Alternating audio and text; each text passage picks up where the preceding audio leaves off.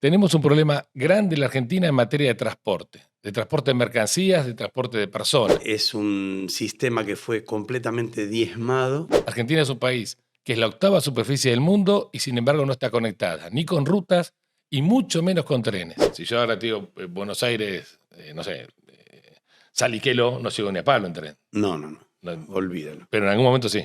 En algún momento, sí. Tuvimos una historia gloriosa en materia de trenes. Vamos a ver cómo fue nuestra historia en materia ferroviaria. El tren empezó con el tema de déficit y demás y pérdida, pero la encomienda era una cosa sumamente rentable. ¿Cómo es la actualidad? Acá que estamos en Martínez, estos días que está faltando el tren porque lo están haciendo reparaciones, es la muerte. La alta concentración de personas hacen súper eficiente al tren. ¿Y qué propuestas hay para el futuro? Bueno, Mendoza lo resolvió con el mejor sistema para una ciudad como Mendoza, ¿Tipo? que es el Metro Tranvía de Mendoza. Soy Hilacha en Border.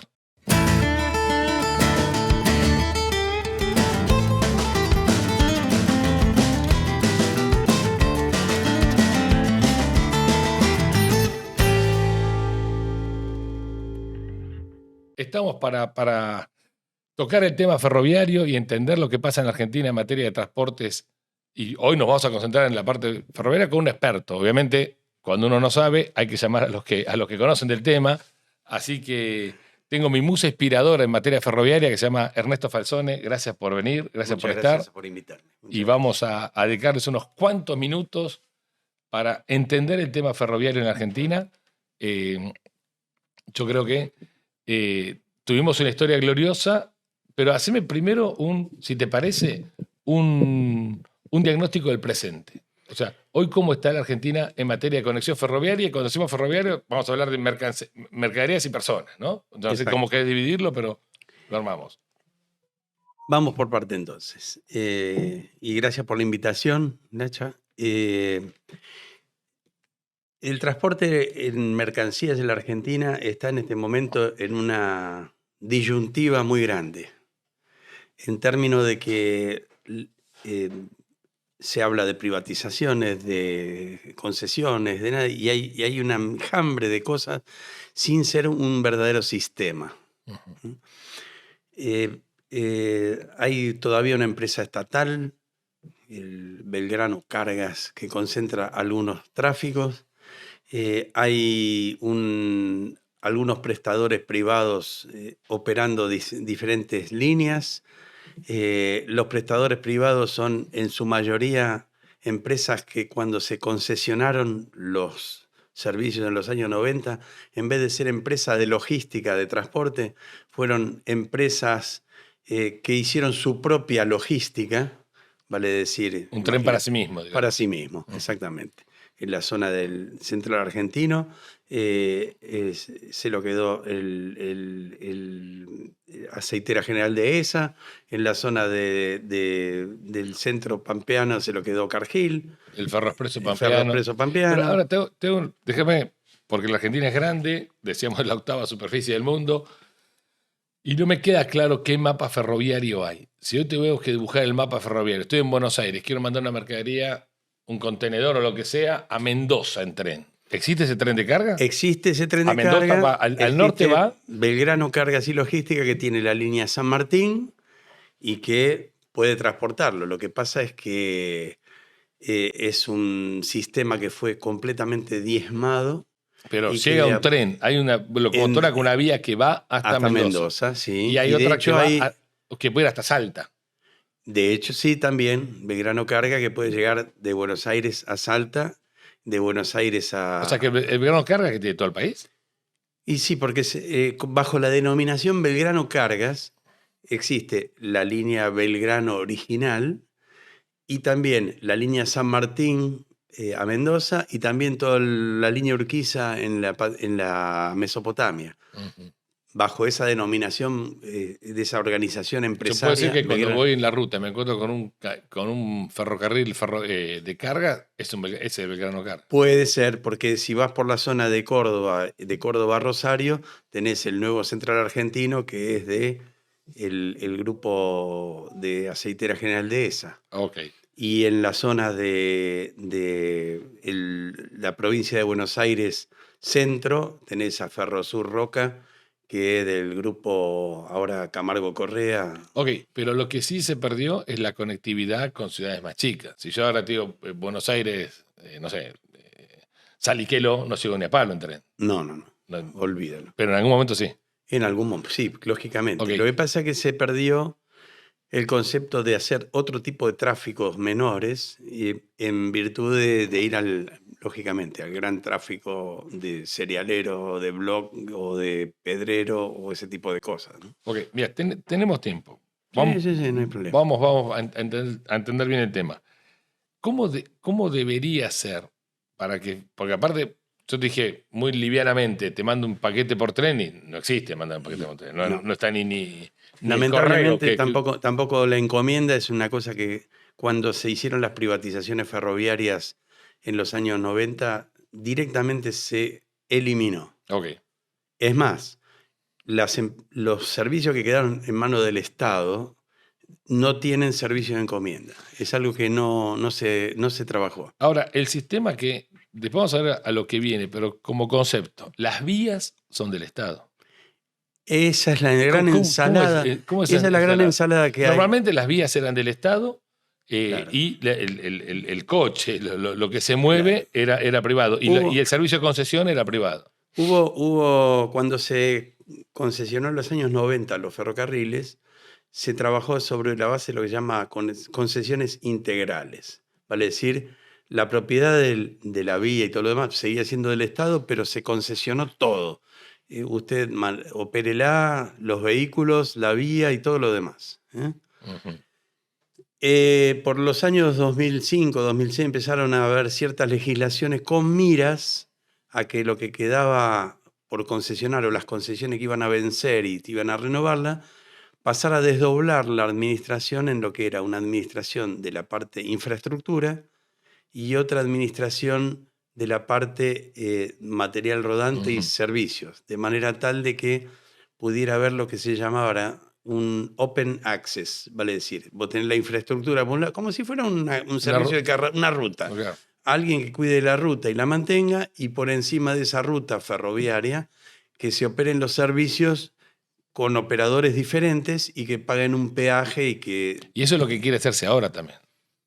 Yo escuché, leí algo de eso. Sí, Ahora, pero todavía no hay nada implementado fuerte de eso. Las vías siguen siendo un desastre y material ferroviario están... Y las únicas licitaciones o las únicas reparaciones de vía que se hicieron les hizo el Estado en definitiva, que fue como gran importancia en corredor de carga, Retiro Rosario, que al final lo terminó haciendo el Estado, Ferrocarriles Argentinos, y lo demás está mantenido al estilo de ferrocarriles de carga de muy baja velocidad, y después Belgrano Cargas y Logística, la única parte que se hizo a nuevo, en cierta manera, es buena parte de lo que es el Belgrano original de Trocha Angosta en toda la zona del noroeste, ¿no? Ahora, tengo una pregunta. Del NOA. Y después quiero ir, porque evidentemente el sistema no es eficiente ahora, quiero ver cómo era cuando fue medianamente eficiente o más eficiente en el pasado. Pero antes de ir a la historia, hoy, que hay tanta encomienda dando vuelta, ¿okay? Yo en lo personal mando jamones a Salta y la mando por un camión. ¿Es más eficiente mandarlo por el camión o podría haber un sistema ferroviario que haga el tronco y de ahí un camioncito que lo lleve a la localidad o al destino, donde sea? Yo veo, y esas cosas ineficiente. que sueño, viste, que uno piensa, que si hubiera un sistema open access, en esa orientación que haya tenido la organización, ¿por qué no una de las grandes empresas de cargo, no quiero mencionarla?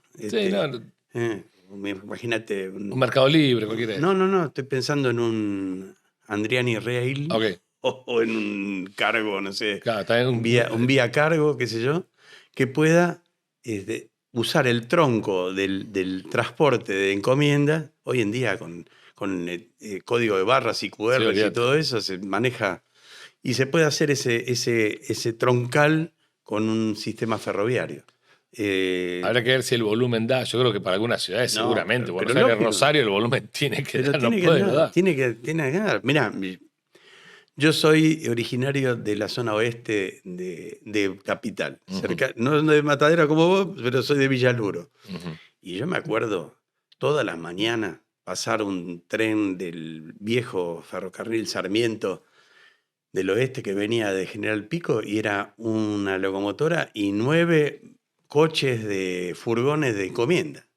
Ah, mira. Era todo, era un tren de encomienda y eso funcionaba hasta los años, estoy hablando del año 70, más o menos. Yo porque veo cómo funcionan los expresos, Mm. que funcionan, ¿no? Sí, Digo, sí, no, sí. no es un sistema, y vamos a hacer seguramente alguna nota al respecto, de, de transporte de mercancías, de cómo consolidan en la zona de Barracas, que está lleno Sí, de está lleno. transporte. Barraca, Pompeya y todo eso. Claro, digo, pucha, llenar un camión de paquetitos, que no deja de ser un contenedor, porque es un camión semi, Llegante de las 5 que sale, ¿no? Como te siempre. digo, a Bueno, Mendoza, digo, me parece medio raro, pero bueno. bueno, pero antiguamente la gente, cuando había trenes de pasajeros, cuando se empezó a perder la encomienda en manos de otro, el tren empezó con el tema de déficit y demás y pérdida. Pero la encomienda era una cosa sumamente rentable, porque la encomienda no necesita ni aire acondicionado, ni baño, ni coche comedor. Claro, Y vos sabías que el tren pasaba a las 17:40 y por qué sé yo, por Mercedes y llegaba a Bragado a las 18 no sé cuánto y llevabas el paquetito 10 minutos antes de que llegara el tren y en Bragado andaba a buscar el paquete que te estoy mandando, ¿no? La encomienda ferroviaria funcionaba. Cuando uno tiene la imagen de la antigua estación ferroviaria, ¿qué recuerda? El techo, la campana, la oficina del jefe, pero siempre había una balanza sí, ahí en el andén, en todas, sí. ¿para qué era la balanza? Para pesar la encomienda y cobrarte en el momento, ¿no? Mira, O vos sabés sea, que estás dando primero un dato que para mí es muy importante, porque cuando uno piensa en transporte ferroviario, y ahora vamos a ir a las personas, de mercaderías, vos pensás en producciones, ujú. en las naranjas, en qué sé yo. No, también la encomienda puede ser un vector para que se Claro que sí, restablezca esto. claro que sí. Y ojo, no menor, que la encomienda siempre fue muy importante, pero ahora con los emprendedores privados que están en sus casas y que venden cosas en todo el país, que hacen o su pequeña artesanía o su producción, guarda el piojo porque te empieza a movilizar la economía. Hoy es una economía muy fuerte el tema del emprendedor privado que hace sus cosas y lo manda y puede vender a todo el país. Vos recorriste la provincia de Buenos Aires. Ujú. Y la provincia de Buenos Aires, cuando en los años 90 se privatizó el ferrocarril y se levantaron todos los servicios de pasajeros, decidió asumir los servicios de pasajeros en la provincia. Vos sabés que nadie pensó decir, vamos a poner la encomienda. Claro, Porque si hubieran puesto la encomienda y se hubiera desarrollado como una cuestión de unidad de negocio, digamos así, de esa empresa ferroviaria, hubiera tenido mucho más éxito que llevar solo pasajeros. te Y hago se dejó eso, lamentablemente, una pérdida terrible, ¿no? una pregunta teórica. Sí. Porque siempre he leído por varios lados que los transportes de pasajeros no es eficiente el tren. Obviamente es mucho más eficiente el avión, pero Mira, no tenemos aeropuerto en todos lados, pero en Europa sí, debe ser por la cercanía y por el volumen de gente que hay. el tema es la generación de tráfico. Los potenciales que te generan grandes núcleos urbanos cercanos, Ujú. que de por sí generan potencial de gente en movimiento y que hace que, por ejemplo, en Europa sea altamente competitivo por razones también ambientales y la generación de polución de los aeropuertos. Y además, cuando tenés esos potenciales de transporte, tenés un tiempo muerto para llegar a un aeropuerto y para bajarte, que cuando competís el tren saliendo desde el centro a centro, no hay con qué darle. De con qué darle. Pero lo que pasa es que en la Argentina somos de 18 millones de personas, 16 millones de personas en un punto, y todo lo demás que tenemos a radio de no más la principal ciudad que tenemos es Rosario a 300 kilómetros y con 1 millón de personas. 16 contra 1, eso nos genera tráfico y no tenés volumen de transporte. Entonces, hay algunos corredores que justifican transporte de pasajeros. Hay otros donde lamentablemente el ferrocarril necesita, o sea, para mantener una infraestructura demasiado grande y demasiado costosa y de calidad que te asegure velocidades y confiabilidades y demás, necesitas volumen de tráfico. Y entonces en pasajeros se demuestra que las grandes ciudades, como Buenos Aires, necesita tener sí o sí un servicio de pasajeros importante. Acá que estamos en Martínez, estos días que está faltando el tren porque lo están haciendo reparaciones, es la muerte. Tenemos acá la línea Mitre y todas las líneas que están en esta zona y todos los sistemas urbanos donde la alta concentración de personas hacen súper eficiente al tren. Y vos tenés... Y hay ciudades del interior del país, como Rosario, como Córdoba, que también necesitan tener... Mendoza. Sí, sí. Bueno, Mendoza lo resolvió con el mejor sistema para una ciudad como Mendoza. ¿Tipo? Que es el metro tranvía de Mendoza. Tenían ellos el eje principal de la ciudad, que era el tren entrando en la ciudad de Mendoza. Cuando se levantan los servicios ferroviarios en los 90 quedó un baldío que no se usó más y el gobierno de Mendoza decidió sobre esas vías que ya no se usaban levantar la infraestructura y hacer la infraestructura del metro tranvía. Yo casualmente hay en unas imágenes que compartí, creo que es la anteúltima que está en nuestra presentación ahí, van a ver, para los que no lo conocen, una fotografía del metro tranvía mendocino, que es un sistema ferroviario, tranviario, con paradas intermedias bien cortas y que es la evolución del tranvía llevado a funcionar en un modo ferroviario. Y la ciudad de Mendoza, con el metro tranvía, puso un sistema de pasajeros sobre rieles eléctrico, que es una maravilla y que se está ampliando cada vez más. No lo conocía. Aparte, te voy a decir algo, ahí está en pantalla. Que como esto es un tema de vaso, la vida es un sistema de vaso comunicante. Exacto. Tenemos un despiole en la ciudad de Buenos Aires y las que te nombré, de Rosario, Córdoba, de tránsito por no tener buenos ferrocarriles. Eso es de manual. O sea, por no tener buen sistema de transporte. Lacha, el tema siempre lo discuto. La gente cuando piensa en el transporte piensa en un vehículo donde uno se pueda subir, andar rápido y llegar a otro lado, conectividad y demás. Y los grandes problemas que hacen que la gente opte por su vehículo particular y no vaya a usar un sistema de transporte es precisamente eso, porque el transporte no se comporta como un sistema. Y un sistema está compuesto por líneas y por nodos, por nodos de conexión. Entonces, cuando yo quiero tomarme el tren al centro y tengo que pensar que llego a una estación y tengo que combinar con un transporte que no sé de dónde sale ni por dónde pasa y que cuando voy a tomarlo me voy a tener que esperar 10 minutos y voy a tener que estar sin un techo. Y bueno, ese nodo no resuelto hace que uno, por no tener un nodo bueno para combinar entre transporte, opta por el movimiento individual. Por ejemplo, la ciudad de Buenos Aires tiene subterráneo, lo administra la propia ciudad. Para que te des una idea. La ciudad de Buenos Aires un buen día construyó el Metrobús 9 de Julio. Una isla en el medio de la avenida, que bien la conoces, y la conocen todos, y que... ¿Por dónde pasa el subte? Exactamente por abajo del Metrobús.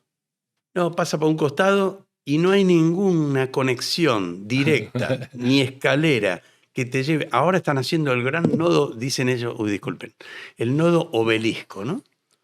O estamos haciendo unos pasillos por abajo, una obra, qué sé yo cuánto. Nadie pensó en que de ese nodo Obelisco tiene que salir un pasillo con una escalera y desaguar en el andén de Metrobús.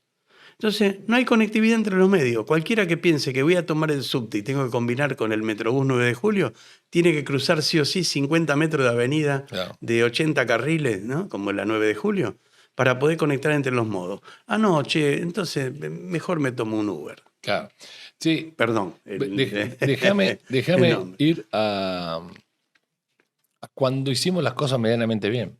No sé si perfecto, no tengo forma de evaluarlo, pero en algún momento la Argentina era un desierto y los tipos Sí, empezaron a tirar ferrocarriles por todos por todos lados. lados. ¿Cómo era la construcción? ¿Eso eran empresas privadas que hacían la obra y el material? ¿Eran concesiones de todo? En la materia de ferrocarriles hubo un poco de todo, ¿no? En realidad, el primer ferrocarril argentino, el Ferrocarril del Oeste, fue un emprendimiento de privados, de hacendados privados, que quisieron tener su ferrocarril llegando con miras de conectar sus producciones en el oeste con el centro. Hablamos del oeste de la ciudad de Buenos Aires con Exactamente. Caballito con el Teatro Colón. Sí, la línea comenzó en Capital, al lado del teatro, o en el terreno que hoy ocupa el Teatro Colón, que está, también puse por ahí una fotito, y llegaba vivoreando por la ciudad al 11 y del 11 al oeste y llegaba a Floresta. Y después empezaron que llegara Morón, que llegara a Moreno y empezar a hacer la extensión. El oeste era una época, estamos hablando de 1857, que estábamos la Confederación Argentina, por un lado, haciendo la Constitución del 53, y por otro lado, provincia de Buenos Aires peleado, y eso estaba dentro de la provincia de Buenos Aires. Y en cierto momento, al parecer, a la Sociedad del Camino de Hierro del Oeste se le acabaron las balas. Se le acabaron las balas, se quedó sin guita. Y la provincia de Buenos Aires decide comprar el emprendimiento y hacerlo provincial. Y hasta 1890 el Ferrocarril del Oeste fue una empresa del Estado provincial de la provincia de Buenos Aires. Pero paralelamente a eso empezaron a haber inversiones privadas. El segundo ferrocarril en tiempo fue el Ferrocarril del Norte, la línea de unir Buenos Aires con Tigre. Ten en cuenta que Buenos Aires no tenía casi puerto en esa época, estamos hablando de 1860. El puerto, hay una fotografía por ahí que muestra lo que era la primitiva estación Retiro y que se ven los barcos del río a lo lejos. Y resulta que, ¿por qué Buenos Aires Tigre? Porque el puerto de era Tigre, Tigre. el puerto, a ver, era buscar un puerto fluvial al menos. Acá lo que es interesante es, sacando estos primeros, después cuando avanza el tema ferroviario, es cómo se mete, para mí lo maravilloso, el sector privado como una lanza en una tierra que era hoy el desierto de Sahara. Y ni que con hablar. todo de onda. O sea, era donde no había ciudades, obviamente, pero la conectividad era cero, lo que tardaban meses en llegar a Mendoza, a Córdoba. Y ni que hablar la locura de William Wheelwright haciendo el ferrocarril central argentino entre Rosario y Córdoba. No había nada. O sea, los tipos se mandan y algo que me has contado en alguna oportunidad y siempre me gusta recordarlo, todo eso con ruedas de madera y carritos. ¿Cómo iba el primer durmiente? Pues es interesante esto. No es que el primer durmiente no va en avión. ¿Cómo llevan el primer durmiente ferrocarril a la punta? Bueno, llegaron los primeros durmientes, había mucho emprendimiento que hacía con durmientes de hierro y con rieles que eran nada que ver con los rieles de ahora. Pero los rieles eran importados, no había producción de acero en la Argentina. Así que esos emprendimientos, hacer 300 kilómetros de ferrocarril, como hacer, o 400, como era Rosario Córdoba. Esa línea férrea, ese sistema férreo, fue muchas empresas. Pues yo he leído que había empresas francesas, alemanas, incluso había ferrocarriles alemanes, por lo general ingleses. Y lo interesante es que a medida que avanzaban, llevaban la conectividad, con lo cual ya empezaba a hacer negocio factible, la producción agropecuaria de ese lugar, o sea, las vacas, la poca agrícola que había, por lo general no existía, ¿no? Pero también llevaba, no quiero decir la civilización, pero sí, la seguridad, el telégrafo, el correo, y la gente... Algo tan sencillo como la hora. El uso horario. La hora. Escuchame. O sea, la ciudad, y bueno, el reloj del campanario que daría la hora a la ciudad, pero el ferrocarril sin una hora establecida no puede funcionar. Claro. Entonces, hasta cosas como esa. El telégrafo, la necesidad que tenía el ferrocarril de aquella época, con el sistema que existía, de tener estaciones donde los trenes pudieran cruzarse entre sí, porque entre las estaciones a campo abierto era una sola vía, ¿no? O sea, vía sencilla que se llama en ferrocarril. Entonces tenía que tener una estación donde los trenes se crucen y se puedan Se cruza significa que tiene otro carril, pones el tren y va. Claro, y pasa el otro, y además donde puede haber carga y donde puede haber un galpón y donde se pueda empezar a generar el negocio. ¿Eso qué implica? Que en un lugar donde no había nada, ahí tenés 3 personas que se llaman los auxiliares que atienden las 24 horas la estación, más por ahí un jefe, más un changarín, más un, qué sé yo, más uno que administra el galpón de máquinas, más el señalero, y con todo eso se hacía un pueblo. Claro, y hay algo que me entusiasma, 2 cosas. Primero, ya, vicio de economista, pero vos llevás ilustración. Vos llevas tipo lo más ilustrado. Yo imagino que el telegrafista en 1880 que llega con el tren, no sé, en medio del desierto, era el tipo más ilustrado de la zona, sin lugar a dudas. Y un tema que el ferrocarril mete este adelanto por el interés del ferrocarril, pero genera hacia los demás, hacia los pobladores que empiezan a ver, un servicio, digamos, un colateral beneficioso. A ver, nadie hubiera llevado nunca un telégrafo para que doña Rosa de Saliqueló se comunique con doña fulana en Tandil. Pero como fue el ferrocarril y se comunicaba y necesitaba, hace ese servicio como externalidad positiva, que es la forma de llevar desarrollo por todos lados. Es muy impresionante esto. Sí, te hago una pregunta porque me interesa sobremanera. Uno viaja en ruta y ves estaciones en algunos lugares cada 20 kilómetros. Sí, más o menos cada 15 a 20 kilómetros. ¿El motivo cuál era? Precisamente. ¿Por qué no cada 70 y no cada 100? Precisamente el hecho de generar esos nodos de intercambio y además de tener un punto de recepción de carga y generación de negocio, porque si no, si haces una línea de 70 kilómetros, no era, aparte no era ir a buscar carga de determinado lugar, pues estaban generando el negocio, estaban generando el desarrollo. Entonces, cada aproximadamente 15, 20 kilómetros era la manera lógica.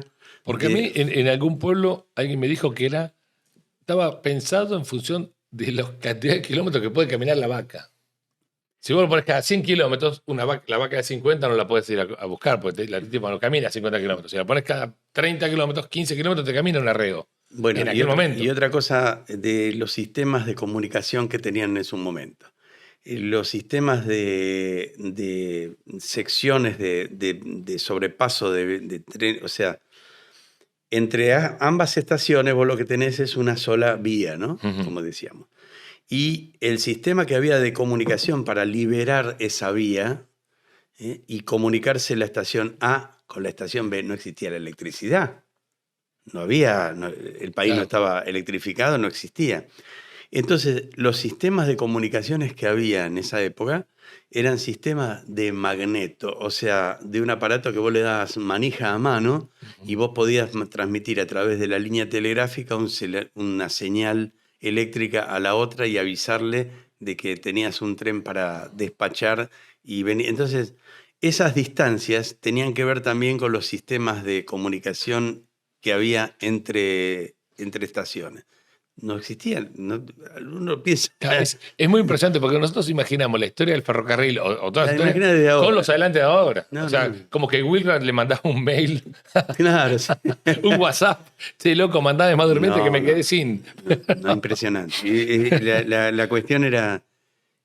Además, también tenemos que tener en cuenta el tipo de tracción ferroviaria que se tenía en ese momento, que eran las locomotoras de vapor. Claro. Y la locomotora de vapor necesitaba, con la tecnología que se tenía, cada X tiempo, parar para agua y parar para lubricarse a mano, porque los bielajes de las locomotoras no, Qué no, laburo, no loco. tenían sistemas de lubricación automática, Ujú. salvo algunas partes, pero las primitivas tenía que el tipo cuando vez que paraba, bajaba con su aceitera mientras estaba subiendo y bajando encomiendas y haciendo cosas, el maquinista o el Te- foguista estaba echándole aceite al bielaje, ¿no? Ahora quiero ir a las ciudades, pero muy asociada a la historia del ferrocarril, obviamente está la historia del telégrafo, ¿no? El telégrafo como... Pues es que leí un libro que se llama Sarmiento y las telecomunicaciones. Y dice el tipo, el autor, que Sarmiento era un fanático del telégrafo, era un fanático del alambre como objeto, Ujú. como era un hincha del alambre. Porque él decía que el alambre te permitía eh, producir más eficientemente en materia agropecuaria, porque las vacas no pisaban de un vecino, se mezclaban con la de otro y no pisaban la agricultura de fulano, etc. Con lo cual, cercar la propiedad fue una revolución en materia de proceso productivo. Pero además el tipo en un momento, pues cito una frase textual, dice, ¿cómo puede ser que el mismo elemento sirva para transmitir información? Y dice, el telégrafo va a rodear el mundo de manera tal que en algún momento, esto dicho en 1864, en algún momento el mundo va a ser una sola aldea, un solo barrio, una sola aldea, que es la aldea global, el Y Internet. mira vos, y Pero, después de Sarmiento no había muerto y unos años antes Graham Bell patenta el teléfono. claro, no, O no, sea, la tenía clarísima. no, increíble, realmente muy, muy, muy impresionante. Me gusta, siempre me gustó ver esto porque la Argentina hizo las cosas bien en algún momento. Y hasta cuántos, primero, todas las ciudades, hasta qué ciudad, no sé cómo hacer la pregunta. Porque ¿cuánto fue el entramado en kilómetros en el El máximo? entramado máximo fueron alrededor de 47.000 kilómetros. Hoy Argentina tendrá 15.000. Y lo que pasa que según que cuente, porque la gente piensa, no, pero no hay tren de pasajeros o hay pocos. Sí, pero hay trenes de carga y hay algunas líneas que están concesionadas, pero no están operadas. Más o menos estaremos en 15.000 Ok, kilómetros. o sea que bajó un tercio. De Eh, todos modos, también hay que pensar que había muchas líneas y mucho kilometraje que respondían a un país de otra época donde el transporte automotor no existía, ujú. donde había que llegar a un montón de puntos para conectar.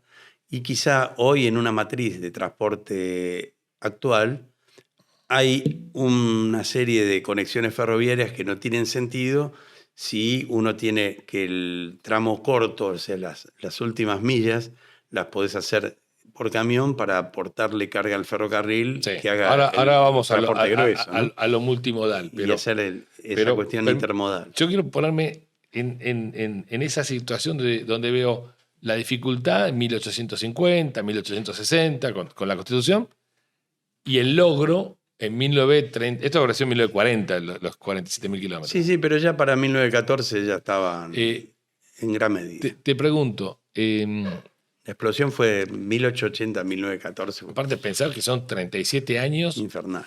al volumen, quiero poner la cosa en perspectiva. Se hicieron de 0 a 47.000 kilómetros, 40.000 kilómetros, en 37 años, estás hablando de 1.000 kilómetros por año, con aquella tecnología de producción. Sí, O sí, sea, sí. no había retro, no había un montón No, no, no no, había no, no. retroexcavadora, no había niveladoras. Por suerte, el gran desarrollo ferroviario argentino fue en la Pampa Húmeda Ujú. y en la zona hacia el NOA, donde por suerte tenemos esta maravillosa geografía de nivel cero por el lado que la mires. O sea, Claro. lo único que tenés es en la provincia de Buenos Aires que sortear en algún sector la zona del sistema de Tandil, de la Sierra de Tandil y la Sierra de la Ventana. Pero fuera de eso, Ahora, no tenemos pero nada. puedo afirmar, habría que ver el mapa bien, ¿no? Pero puedo afirmar que todas las ciudades importantes en 1930 estaban conectadas con el Por ferrocarril. supuesto. Sí, Definitivamente, ¿no? sí, sí, sí. Tenías Pará, digo, ferrocarril a algo. Mendoza, tenías ferrocarril a Tucumán, tenías todo el norte hecho, tenías toda la Mesopotamia, toda Porque la vos, provincia de para donde Buenos vas, te Aires. encontrás con un tren. Toda la provincia de Buenos Aires, llegaba ya para 1934, llegó el ferrocarril a Bariloche, para que te des una idea. En Neuquén estaba en 1890 y tanto, ya estaba llegando a Neuquén. O sea, todo el sistema del Comahue y del valle del río, del Y río después Negro ya hay tenemos. tramos cortos mineros. En Catamarca había uno. Yo vi eso por algún lado. Bueno, sí, había, y después en la Patagonia, que si bien tuvo pocos ferrocarriles, había algunas líneas de fomento, pero realmente cuando no tenés nada que transportar, la cosa se pone bien Ahora, vos complicada, fíjate ¿no? que de alguna manera, por eso lo importante que son los sistemas. Yo digo que los países son como ascensores. Si el ascensor sube, suben todo, y cuando baja, por más que sea rico, te vas abajo igual. Eh, de alguna manera llegamos con ferrocarril, que era el medio de transporte más avanzado para la época. Por Es como supuesto. hoy decir los cohetes de Elon Musk. O sea, no Exactamente. le pifio con eso. Eh, Llegaste con el medio de transporte más avanzado de la época a todas las ciudades y hoy no llegás con autopista a todas las ciudades. Llegamos con Ah, ruta. Con autopista no llegás ni a no, gancho a todas las ciudades. yo cada vez pienso más o sea, tengo cada vez más temor de tener que manejar la ruta. O No, sea, obvio. manejar en una ruta, eh, vos sabés que además de la parte de ferrocarriles que me apasiona y en la cual soy docente y demás, mi modo de subsistencia está relacionado también con el transporte Sí. automotor. Y la verdad que ir a 100 kilómetros por hora no estoy hablando de una velocidad endiablada, ¿no? Ni 100 kilómetros por hora por una ruta. Y pensar que apenas por una línea de puntos hay otro vehículo que te pasa a otros 100 kilómetros por hora y que nos separan apenas un metro. Es increíble. No Un metro. estamos vivos de casualidad, Un metro. definitivamente. Y que uno podría tranquilamente desviar, a ver, se me cayó el mate ahí, y desviar el volante levemente así, me la doy de frente con otro. Sí, sí, sí. Es Ni una, hablar, una ni hablar locura. el celular, ni hablar toda No, la no. barbaridad que hacemos. Te paso, porque esa Argentina creció una barbaridad y formó grandes centros urbanos y metimos el ferrocarril de alguna manera adentro en el formato tranvía. El tranvía es el primo hermano del ferrocarril. Sí, el tranvía es otro formato ferroviario para establecerse en la calle originalmente. Hoy en día los tranvías modernos funcionan en carriles reservados en todo el mundo. Ujú. Pero sí, Para, sí, vos decís algo rápido como si yo entendiera. Carriles reservados significa que no se cruza un auto en esa vía.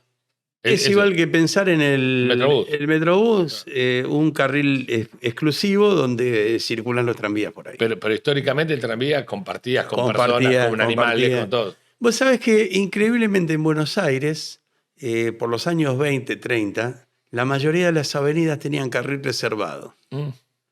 Y el carril reservado era de pasto, o sea, era un bulevar.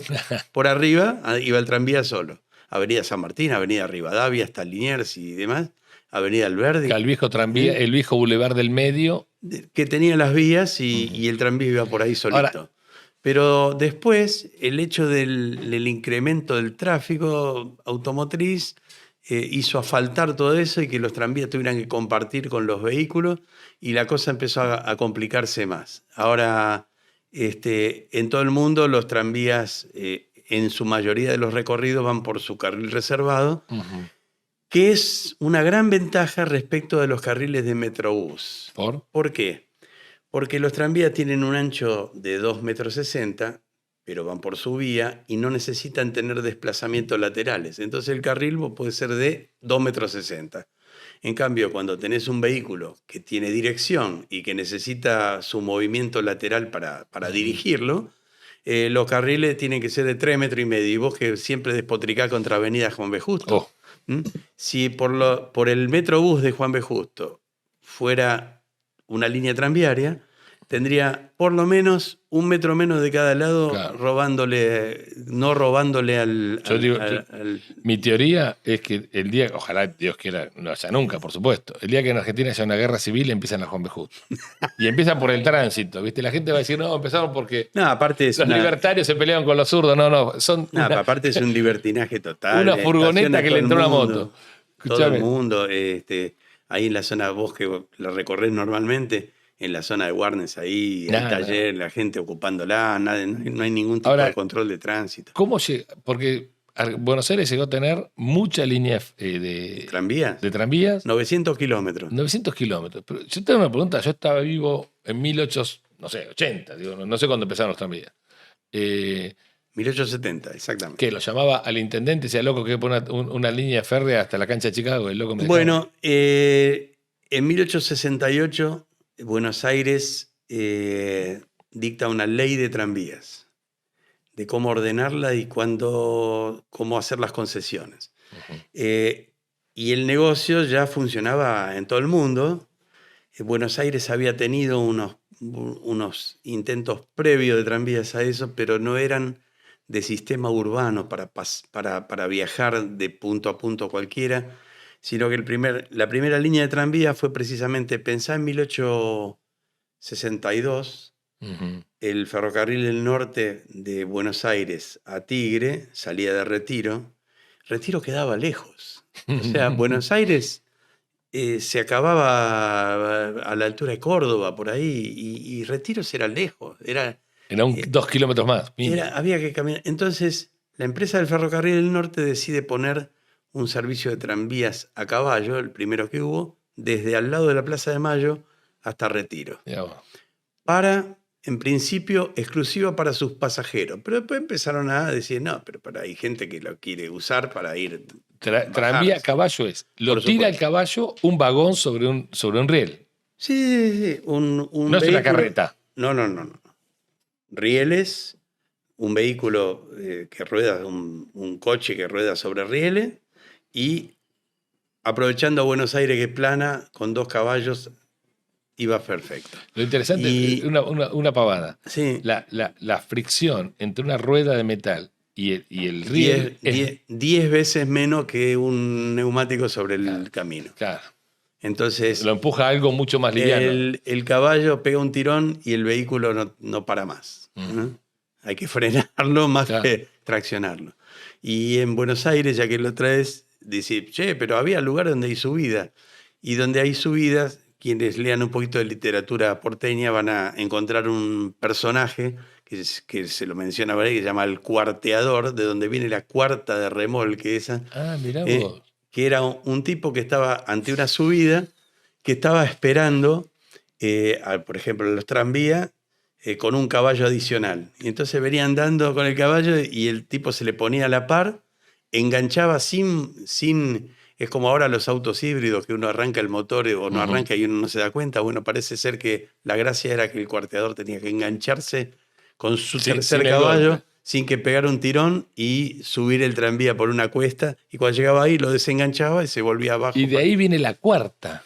Es buenísima esa. Yo nunca supe porque tenés una cuarta para tirar. El cuarteador. Qué loco. Pero Buenos Aires plana con. Mira, casualmente, yo sabés que soy secretario de la Sí, ahora vamos a ir. Sí. Asociación Amigos del Tranvía, y tenemos el tramway histórico funcionando todos los fines de semana. Y precisamente a mí me tocó estar este sábado, que la lluvia todavía no había empezado,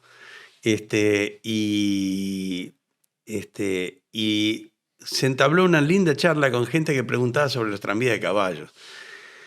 Claro, los tranvías de caballos llevan 2 caballos, pero esos caballos cada 2 horas había que cambiarlos. Y entonces, ¿cuál era la relación? Que para cada cacho de tranvía había que tener un stock de 12 caballos para mantenerlos, para refrescarlos, para que Se tomaran. recuperen, claro. Claro, y todo eso. Y la ciudad era. Cuando vino el tranvía eléctrico fue una salvación, ¿no? Porque aparte la velocidad aumentó y la salubridad. Recordemos que el tren y el tranvía fue la mayor experiencia, la experiencia de mayor velocidad del hombre sobre la Tierra. Tal cual. O sea, Tal cual, antes la mayor velocidad que era subirse arriba a un caballo. No sé cuánto va un Y caballo. sí, pero un caballo, ¿cuánto puede correr? Y en una ciudad como Buenos Aires, que no tenía casi pavimento y era de tierra, y un día de lluvia, el hecho de tener Ahí me hubiera venido bien para calmar los nervios, va siempre despacito. rieles en la ciudad y los caballos tirando un vehículo que rueda sobre el riel, era una maravilla. Mirá, desde en el año 1888, los hermanos Lacroze cumplen un sueño, dice, queremos llevar el tranvía al campo. y tienden una línea de tranvías desde Buenos Aires a Zárate, que se llamó el Tramway Rural. Ah, mirá vos. Tardaba 5 horas y media por horario de llegar de Buenos Aires, pasando por Pilar, pasando por Capilla del Señor, Zárate. Después esa línea se convirtió en el ferrocarril Urquiza. Pero originalmente era tranvías de caballo. Yo te digo algo, si hoy yo agarro Buenos Aires, Pilar, Zárate, en auto, claro, pero tardo 3. Imagínate en aquella época, antes de que existiera eso. No existía ni ruta, ni camino, digo, había huellas hoy no tardo tanto llenas de más. barro. Ese tránsito sería de un par de días. Uh-huh. Y el tipo lo llevó a 5 horas. Una maravilla, una locura. Y además, ¿cuál era la visión de Lacroze? Paso por todas las quintas y le doy transporte que el ferrocarril no es capaz de brindar. Tanto es así que si ustedes, quien quiera seguir el tema, va a ver que el ferrocarril Urquiza y el San Martín van juntos, paralelos, por mucho tiempo. Mirá vos, sí. Y cuando y hasta se cruzan en algunos lugares, se cruzaban. Y bueno, el invento de Lacroze es decir, voy a quedarme con todo ese tráfico que el ferrocarril no es capaz de atender, ¿no? Un día yo tendría que estudiar, y lo que puedo conversar con vos o con quien sea, la historia de Lacroze. Fue un grosso. Total. Fue un grosso. Hoy hubo varios. Hoy me volé loco, voy a decir algo políticamente incorrecto. Hoy se excitan con cada cabeza de tacho, ¿viste? Bueno, no los voy a nombrar, por supuesto, porque me voy a empezar a ganar enemigos, no tiene sentido, pero... Y hubo otros. Pero ¿viste? Esto es un emprendedor flaco. Estos tipos hacían cuando aparte los cardos de aquella época, imagino que te pinchaba un cardo y quedaba en coma. Pero si bien en la historia ferroviaria, que quizás no aclaramos cuando lo estuvimos hablando, hubo concesiones ferroviarias que el gobierno necesitaba, que si tendiera un ferrocarril venía un privado y se le garantizaba ante la inversión de capital una renta, ¿cómo es? Una ganancia sobre el capital invertido. Una utilidad mínima, sí. Una utilidad mínima de 7%. En el caso de los tranvías eso no. Y fueron todos a riesgo total. En un momento leí que cuando vino la Anglo, que era como que le caiga Walmart a un almacenero, lo primero que se le ocurrió a Lacroze fue dar chocolate caliente en las estaciones. Para competir y decir, bueno, loco, vengan por acá. Pero los de Lacroze tenían algunas cosas raras. Los boletos, había un tema muy complicado en ese momento que le llamaban el degüello, que cuando los señores porteños se bajaban del tranvía, los saludaban al guarda, porque el guarda generalmente, los tranvías de caballo, estoy hablando en aquel momento, ni siquiera tenían paradas fijas, o sea, paraba frente a una casa que sabía que el señor iba a salir a tomarse esas cosas, ¿no? Y entonces ante la generosidad de guardas y que en ese momento se llamaba el mayoral y cochero, o el conductor del tranvía de caballo, muchas veces cuando se bajaban, le daba el boleto que le había vendido y se hacía el comercio del boleto, el boleto revendido. El blue, claro. Entonces, vos sabés que hay toda esa historia de cómo las empresas empezaron a hacer para promociones, para que la gente se quede su boleto y no se lo entregue al personal para que lo reviendan. Uh-huh. Y los Lacroze llegaron a hacer una suerte de billete canjeable en algún momento, que vos sabés que se transformó en moneda espuria. No. Esa moneda es menos espuria que la que vinieron después, olvídate. Y vos sabés que los Lacroze no solamente llegaron a concretar la línea del tramway rural a Zárate y después a Rojas y a 4 de febrero, que lo empezaron con caballo, pero después se dieron cuenta que había que vaporizarlo y hacer tramos tan largos no daba hacerlo con caballo. En 1892 ya empezaron a incorporar locomotoras de vapor y se transformó en una suerte de tramway rural a vapor. Pero ellos tenían el proyecto de llegar con el mismo sistema a Azul y Olavarría. Y hacer unas cosas paralelas al ferrocarril del sur. A mí lo que me parece, ¿sabes lo que me rompe la cabeza? Que hoy sabés lo que es Zárate, sabés lo que es Tigre, sabés lo que es Pilar, lo que es Azul, lo que es Olavarría. en aquel momento sabías, pero era así chiquito. Y los tipos igual tiraron una línea férrea.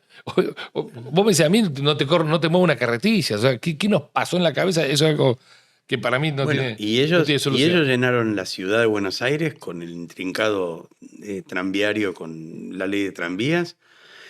Y creo que te conté alguna vez que el 27 de febrero de 1870, la Croce inaugura la primera línea de tranvías urbana para hacer un servicio de transporte colectivo, si lo queremos llamar, urbano, a lo largo de la calle o calle Cangallo, que lo... Sí, la calle de los tres animales. Cangallo, pero... Bueno, perdón, no entro en esa. Yo simplemente me atengo a los hechos. Me atengo a la historia, como dijo Lelutier. Me nombró la calle Cangallo y no puedo no decir ese chiste estúpido. Perdón a los muchachos, a los compañeros, los bancos a muerte. Y la calle de lado, la paralela, hoy Sarmiento, era la calle de Cuyo. Y ahí, el mismo día, en la calle de al lado, sí, la paralela, desde el centro hasta el 11, inaugurando otra gente, la familia Méndez, otra línea de tranvía. O sea que el mismo día... El mismo día se inauguraron 2 líneas paralelas. Y son las 2 primeras. Las 2 primeras. Pero esto es lo que es increíble, que la gente... Argentina, yo digo que está mal porque discute boludeces como si tuviésemos tiempo, ¿no? Pero porque nosotros decimos, no, la competencia es imposible, y cuando vas a la realidad, tal cual, no solo es posible, inauguraron 2 obras de alto hundimiento de capital, porque ahora sido totalmente. Sí, claro, hay que hacer 25, en esa que época, piensen en tender una vía, abrir una zanja, poner vías en una calle y pensar en traer los vehículos traídos desde Inglaterra o desde Estados Unidos, porque acá no se fabricaban. Una empresa realmente interesantísima. Y una cosa que me interesa, el tranvía transportaba objetos. Principalmente pasajeros. Y pasajeros pobres. No era un transporte para ricos, ¿o sí? En esa Buenos Aires era bastante más, digamos así, igualador en términos de clase, porque... Bueno, o todos, digamos. No todos tenían, desde 1870 a 1910, no todo el mundo tenía automóvil. Sí, alguno tenía su propio coche, su carro, así que yo. Pero el tranvía fue bastante igualador en eso. Ahora, cuando la gran inmigración empezó a expandirse y el tranvía tuvo una gran función de poblador en las ciudades. Los loteos de los barrios se hicieron gracias al tranvía. Así como los campos te los fogoneaba el ferrocarril, los loteos del tranvía. Es más, cuando uno mira viejas publicidades de loteos, el loteo que ganaba era porque tenía el tranvía en la puerta. Sí. Le aseguraba el transporte. Antes de pasar a otro material rodante, el chivo imposible de no hacer. Asociación Amigos del Tranvía. Yo los defino, una manga de dementes que agarran tranvías viejos, los reciclan a nuevo y pasean a los pibes gratis. Loco, chapó, me vuelve loco. Pero pará, eso es una faceta de los Amigos del Tranvía. A ver. La Asociación Amigos del Tranvía es simplemente... Dementes con cariño, por supuesto. No, pero hay algunos locos malos también. Pero es una institución que desde 1976 se planteó de juntar a toda la gente que le interesa el tema. Viendo la parte del futuro, la parte del pasado, estudiar la historia y demás. Y se planteó en aquel 1976 una serie de metas. Queremos recuperar, hacer un museo de tranvía que en la ciudad no está. Queremos impulsar y divulgar y estudiar los tranvías modernos que en ese momento empezaban a volver, porque la fiebre antitranviaria en el mundo fue alrededor después de la Segunda Guerra Mundial, donde sacaron todo, había que vender autos y los capitales de las empresas norteamericanas, sobre todo de automóviles, que se habían quedado sin mucho laburo después de la Segunda Guerra, había que vender autos, había que seguir produciendo, y se la dieron contra el tranvía en todo el mundo. En Estados Unidos los diezmaron y en Europa quizá no tanto. Pero después de la crisis del petróleo, en el año 73, la gente, nos está faltando sistema de transporte eléctrico. Bueno, por esos años había empezado un reverdecer del tranvía muy incipiente. Y los primeros locos que fundaron la asociación, yo empecé unos años después, empezaron a ver eso, ¿no? Que este es un medio de transporte que tiene futuro. Y entonces empezamos a trabajar en ambas cosas, en reestudiar y juntar todo lo que tiene que ver con lo que había significado históricamente el medio del tranvía y empezar a ver qué pasa a nivel mundial. Entonces, ¿qué hicimos? Para estudiar el pasado, y tenemos que tener un museo. Y creamos el Tramway Histórico de Buenos Aires, que pudimos inaugurarlo en 1980, y desde entonces a la fecha, todos los fines de semana, sin salvo que no llueva. Sin interrupción. Todos los fines de semana brindamos en Caballito, desde Emilio Mitri y José Bonifacio, los paseos gratuitos para todos, hechos a pulmón por nosotros y todo. Te saco 3 minutos más, porque nos queda, que es para hacer 3 horas más con lo que te voy a preguntar ahora. Pero bueno, a la gente le digo, loco, lleven a los pibes al tranvía, punto y basta. Tal cual. Aparte es gratis, loco, no se deje joder. Es gratis y tenemos gente que nos ayuda. Y esta manga de locos lo hacen voluntariamente, hay mecánico, hay todo, de todo. Estamos restaurando. Mirá, hablamos de 1870, sí, de tranvía. Estamos ahora trabajando en la restauración integral de uno de los coches de 1870 que inauguraron los tranvías. Chapó. ¿Los Méndez de los Méndez, en calle de Cuyo. Hay que ir a verlo. Escúchame, y un tema no menor. 0 guita del Estado, todo guita privada, todo privado. Las cosas que venden los muchachos sostiene esto y el esfuerzo de ellos. Y tenemos algunas empresas. Hay algunas empresas importantes del país que colaboran bueno, pero no importa eso. En ese caso, el que es de chaposo. No. Pero vamos por parte. Otro temita no menor. El tercer material ferroviario está bajo la tierra. Exacto. Tengo pocos minutos. No creo que no más de 2 o 3, pero dame una línea, una idea de lo que fue el subte en la Petena. 15 de septiembre de 1911, alguien da la palada inicial de obra en la Plaza del Congreso para construir el primer subterráneo de la Argentina, de América Latina, del mundo de habla hispana, del hemisferio sur. Hemisferio sur. Esa fue la compañía de tranvías anglo-argentina que tuvo la idea de tener un tranvía subterráneo de gran volumen, vinculando el centro con el oeste. Es la línea A. Que hoy es la línea A. 15 de noviembre de 1911, palada inicial. 1 de diciembre de 1913, o sea, 2 años y poco, el primer tramo inaugurado y funcionando. Y no terminaron de hacer el segundo porque hubo una lluvia como las que hay por estos días en Buenos Aires. Y vos tenés, en 2 años hicieron, ¿dónde arrancaba? Plaza de Mayo. Llegaron a Miserere, a 11. A 11. Ok. Y a medio año después, el 14 de julio del 1914, estaba en primera junta. Ok. Funcionando. Yo le repito, déjame repartir esto porque la gente, viste, escucha rápido y está media tolola. El 15 de noviembre o de septiembre del 11. De septiembre de 1911. Ok. En la primavera del 11, la primera palada. Sí. Lo inauguran 2 años, todo el 12, todo el 13, o sea, 2 años y 2 meses después. Exacto. ¿Okay? En 2 años y 2 meses hicieron una línea de subterráneo completa. A ver, la mitad de un mundial, a veces entendemos esto, menos una eliminatoria. ¿Okay? Es como inaugurarlo ahora y en 1930 ya tenerlo. Y habrán empezado el desarrollo, el proyecto en 1909 y encargaron los coches a Bélgica y tuvieron que venir en barco y buena parte de los materiales de fierro y todo.